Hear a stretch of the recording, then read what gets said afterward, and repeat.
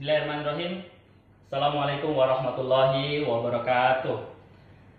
Alhamdulillah rabbil alamin. Asyhadu an la ilaha illallah wa asyhadu anna Muhammadur Rasulullah. Allahumma sholli ala sayyidina Muhammad wa ala sayyidina Maulana Muhammad. Selamat pagi adik-adikku sekalian, mahasiswa keperawatan semester 3 Stikes Mudia Husada Madura.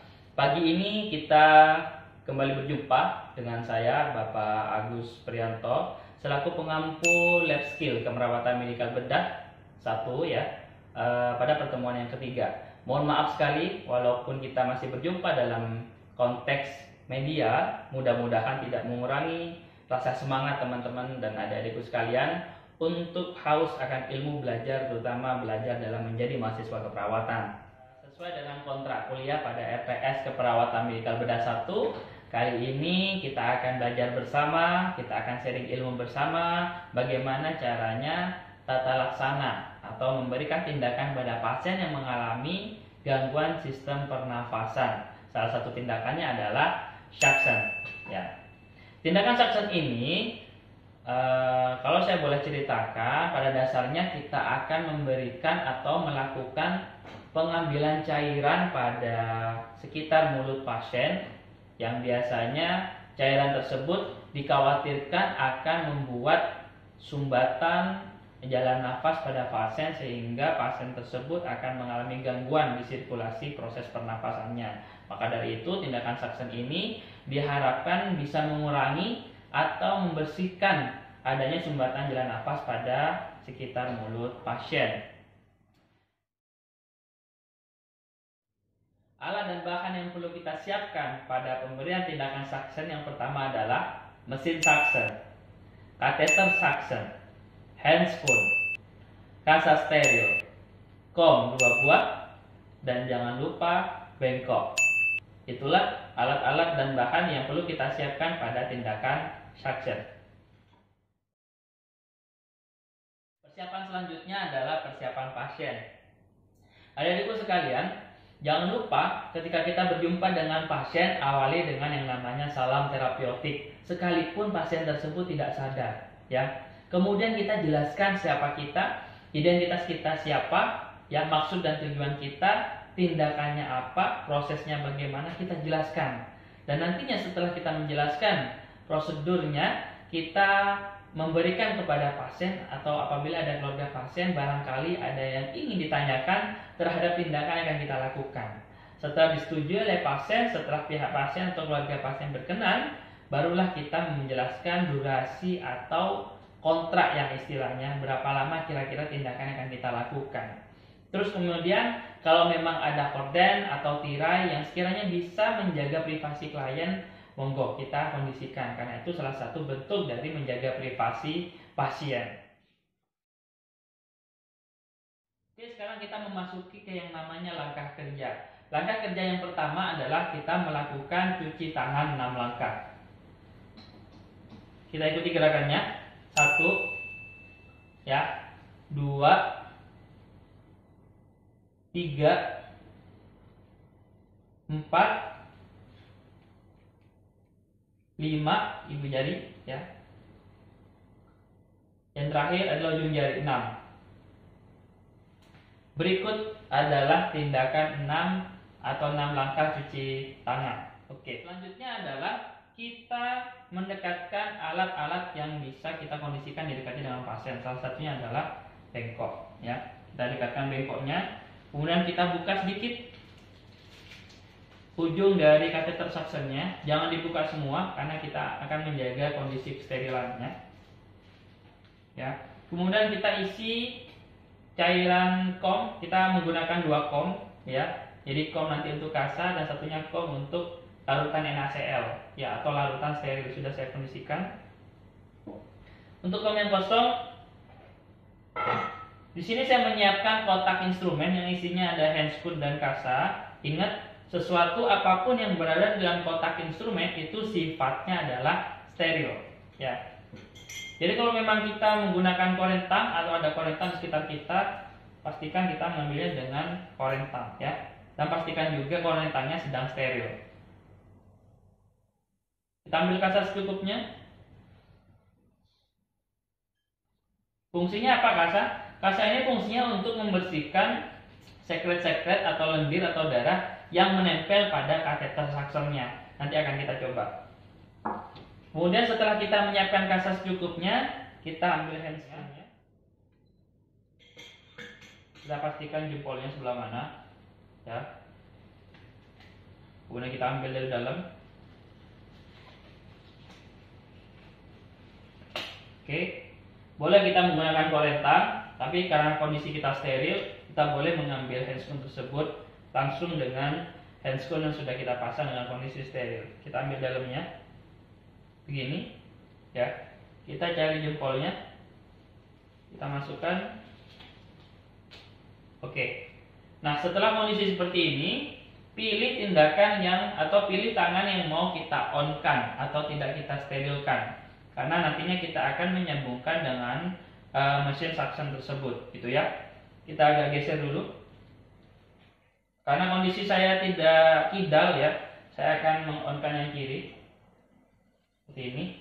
Kemudian saya ambil ujung dari selang suction.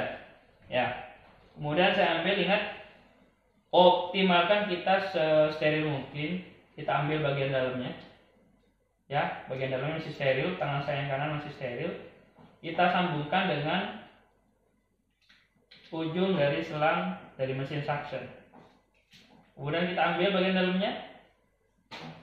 Berdilat rapi, tetap kita kondisikan. Nah, seperti ini. Jadi tangan kiri saya ini sudah on atau tidak steril, tangan kanan saya masih steril. Nah, kemudian sebelum kita tes atau sebelum kita mengambil cairan tersebut kepada pasien, kita tes dulu dan pastikan mesinnya hidup. Menghidupnya pun menggunakan tangan yang sudah on. Mesin sudah berbunyi. Ya, untuk anak kecil atau anak-anak daya tariknya 1 sampai 5. Kalau usia dewasa 1 sampai 10 gitu ya. Karena ini kita anggap dewasa, kita kondisikan ke 10. Oke, setelah kita kondisikan, jangan langsung kita sedot atau berikan kepada pasien. Di sini ada lubang. Sini ada lubang. Lubang ini apabila ditutup, biar nggak ramai ya. Nah, lubang ini yang nantinya akan kita tutup ketika kita mau melakukan penyedotan atau penarikan cairan di dalam mulut pasien. Dan kita jangan sampai menutup duluan kemudian memasukkan, kalau bisa jangan ya. Jadi kita kondisikan dulu, kita masukkan dulu selang suctionnya kepada mulut pasiennya. Baru setelah kita mentok, setelah kita merasa sudah sampai di tujuan penarikan kita, baru kita tutup ya. Jadi intinya lubang ini dia akan berfungsi menarik atau menyedot apabila lubang ini ditutup, gitu ya. Oke, saya coba sekali lagi. Nah, sebelum kita coba pada pasien, pastikan dulu apakah ini bisa menyedot atau tidak. Ya, ini ada kom yang sudah saya siapkan tadi. Saya coba dulu. Kondisi seperti ini tidak tertutup, dia tidak akan menarik. Tapi ketika saya tutup, nah, dia akan menyedot. Dia akan menyedot cairan tersebut, gitu ya. Setelah saya tes mesinnya berfungsi dengan baik, baru kita melakukan penyedotan kepada pasien. Ingat, tetap kita melakukan proses pamit kepada pasien, izin, intinya seperti itu. Setelah kita izin kepada pasien, ya kita pastikan dulu kalau memang pasiennya itu adalah pasien yang sadar, kita anjurkan kepala pasien menghadap ke posisi perawat. Jadi kalau perawatnya ada di sebelah kanan, anjurkan pasiennya itu untuk menghadap ke perawat ke sebelah kanan. Begitupun sebaliknya, kalau posisi perawat ada di sebelah kiri, anjurkan pasiennya untuk menghadap ke sebelah kiri. Ingat, ini khusus pada pasien yang dalam kondisi sadar, ya. Berbeda lagi penanganannya ketika berhadapan dengan pasien yang dalam kondisi tidak sadar, seperti itu, ya. Sebelum kita pasang ujung dari catheter suction ini, ya, kita cek dulu apakah pasiennya menggunakan fasilitas alat medis Mayo atau orofaring. Ya, kalau memang pasiennya menggunakan alat medis tersebut, silakan kita prioritaskan memasukkan ujung dari suction catheter ini ke tengah-tengah dari lubang Mayo tersebut. Dan pastikan ini jangan ditutup dulu ya. Kita masukkan, permisi ya Pak. Kita masukkan pelan-pelan. Ya. Oke, setelah terasa cukup ya, baru kita tutup fasilitas lubang yang ada pada kateter suction dan kita tarik secara dengan teknik sirkuler. Seperti ini.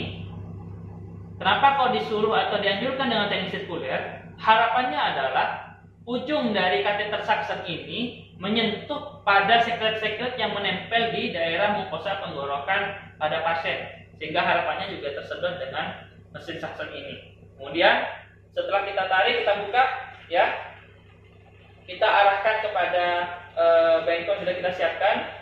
Ini kan kondisinya kan sekret semua nih ya, kita bersihkan dulu menggunakan kasa steril yang sudah kita siapkan. Kita swipe ke bawah, kita buang kasanya ke bengkok sudah kita siapin. Yang di luar mungkin sudah bersih, tapi di dalamnya kan masih ada sekret-sekret yang menempel. Jadi biar kelihatan bersih, kita sedot ke kom yang sudah kita siapin.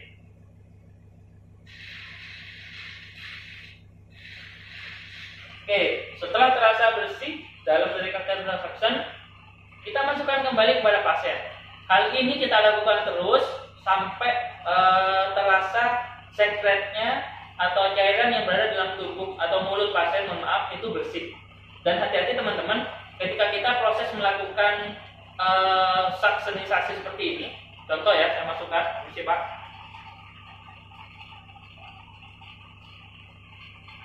Ketika kita proses penyedotan, ingat kita maksimal nggak boleh lebih dari 15 detik ya. Kita pada proses penyedotan, sambil kita cek juga kondisi pasien, khawatir ada manifestasi distres pernapasan. Contoh ketika kita proses pengambilan, pasiennya termengap-engap, ya seperti mengambil beban nafas yang tinggi.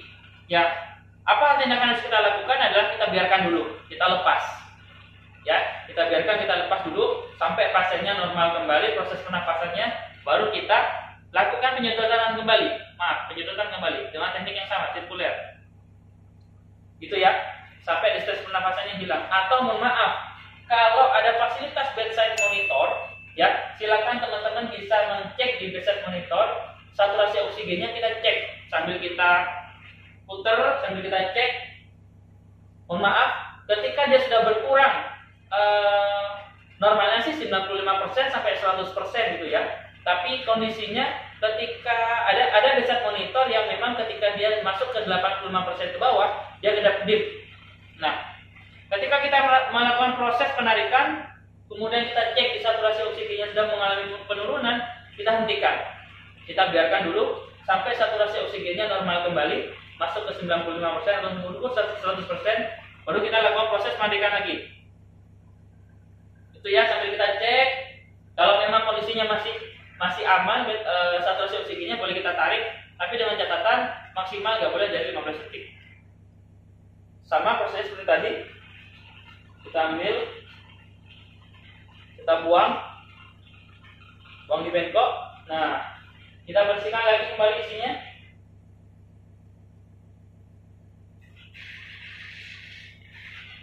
Kita lakukan gitu terus sampai kita merasa cairan atau sekret pada kondisi mulut pasien ya sudah berkurang atau syukur-syukur sudah bersih. Seperti itu ya. Kemudian sekali lagi saya jelaskan, ingat terutama ketika ada manifestasi distres pernafasan, hentikan dulu. Ketika kita sedot pasiennya sudah terpengah-engah, apalagi kita ada fasilitas bedside monitor ya, kita cek di saturasi oksigennya. Kalau memang dia sudah berkurang dari normal 95% ke bawah, hentikan dulu.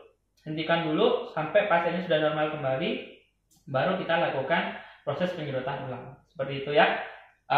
Jangan lupa setelah nanti kita selesai melakukan tindakan ini, kita cuci tangan lagi ya, kita cuci tangan lagi. Kemudian nanti kita kondisikan pasiennya tersebut, catat ya sekretnya berwarna apa, konsistensinya bagaimana ya, kita catat. Dan jangan lupa kita dokumentasikan siapa nama perawat yang sudah melakukan tindakan pada kegiatan suction ini. Jamnya juga, jamnya, harinya kita taruh di situ. Ya, harapannya biar kita lengkap dengan pada proses dokumentasi ya. Oke, bagi adik-adik mahasiswa keperawatan semester 3 yang sudah melihat video pembelajaran ini, mudah-mudahan video ini bermanfaat. Dan jangan lupa silakan teman-teman menjawab di fasilitas Google Classroom yang akan saya siapkan di link di bawah ini. Pertanyaannya adalah, kenapa saat kita mau melakukan proses penyedotan pada pemberian saksenisasi tidak boleh menutup fasilitas lubang yang ada pada kateter suction, dan kenapa juga tidak boleh menyedot atau melakukan proses pengambilan saksenisasi lebih dari 15 detik. Silakan, saya tunggu analisis kalian di Google Classroom, dijawab ya, semakin cepat semakin baik ya. Dan mohon maaf, mudah-mudahan pandemi ini segera berakhir sehingga kita bisa praktek langsung di laboratorium yang kita cintai ini dengan fasilitas yang ada ini. Dan teman-teman jangan khawatir, bagaimana kompetensi saya Pak, kalau lewat video saja kita nggak bisa. Jangan khawatir ya. Ya, kita doakanlah semoga pandemi ini segera berakhir sehingga kita bisa bertatap muka kembali. Dan jangan khawatir teman-teman, nanti kalau memang kondisinya sudah mulai stabil, saya akan ulangi kembali proses bagaimana dari mulai persiapan sampai akhir dari tata laksana saksen tersebut. Jadi jangan khawatir ya. Sementara kita belajarnya melalui media ini dulu biar teman-teman tahu, oh seperti apa sih pemasangan saksen, seperti apa sih tindakan saksen setidaknya ketika kita duduk dengan orang medis yang mungkin teman-teman sekarang sudah banyak relasi dengan orang medis. Kamu sudah perasa saksen belum? Kamu sudah tindakan saksen belum? Setidaknya teman-teman sudah mulai paham, oh tindakannya seperti ini, disedot itu kan, diambil secretnya itu kan, seperti itu ya. Mohon maaf karena kondisinya memang tidak memungkinkan. Kembali saya ulangi dan saya akhiri dari tindakan pembelajaran ini. Mudah-mudahan bermanfaat. Ihdinas shiratal mustaqim. Wassalamualaikum warahmatullahi wabarakatuh. Saya akhiri. Bye.